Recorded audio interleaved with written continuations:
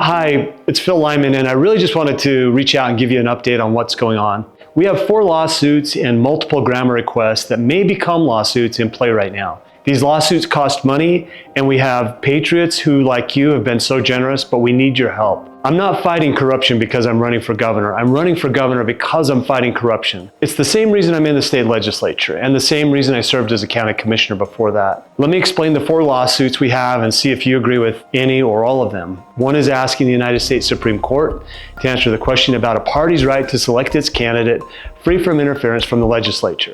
Another is asking if it's constitutional to withhold all election return information from the public.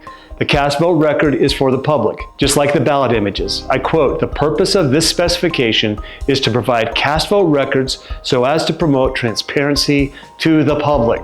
The 3rd lawsuit is asking for the nomination petition of a state Senate candidate in Washington County, not because we're interested in his candidacy, but because his set of signatures is a subset of the signatures gathered for Spencer Cox.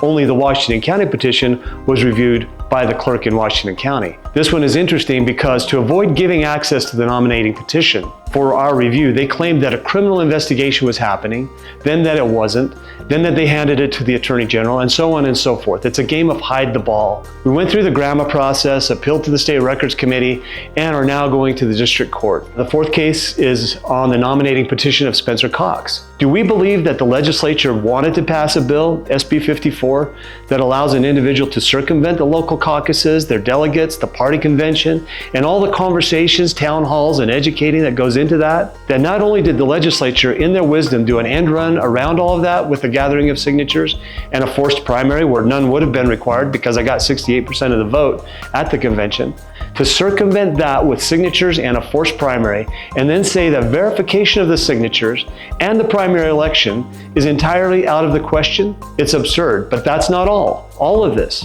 the forced primary to override the party, the disallowing access to election result details, which have been routinely provided in the past and which is allowed in statute now, and access to the nomination petitions, not to mention counting the signatures, verifying the signatures, counting the votes, and verifying the election, is all conducted by the very person who is running for office, the lieutenant governor. But the lieutenant governor is not really even an elected office. They are a single ticket with the governor and are elected entirely as a condition of the governor being elected. So the governor, at least in Utah, oversees every aspect of the election.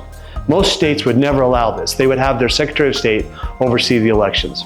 Representative Ryan Wilcox tried to run a bill that would have created a separation of the election responsibilities from the lieutenant governor. It was immediately squashed last session. We are assured that it will have a fair hearing next session. Thank goodness it can be heard after the governor's election.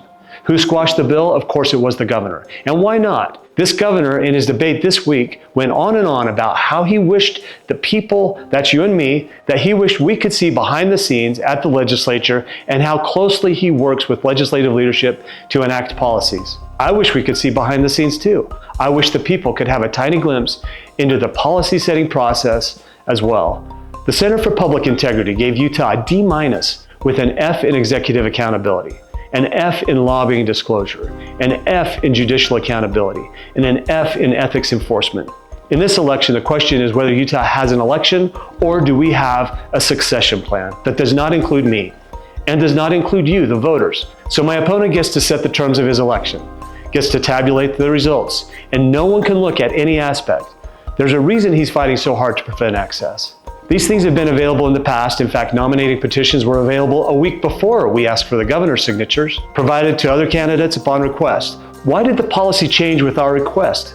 Why did access to the election results with time and precinct information end after the 2020 election? It was because people like me were comparing results and asking questions. Oh, did I mention that Spencer Cox's campaign manager founded one of the main lobbying firms in the state, and that he founded the firm that manages campaigns for many of the legislatures?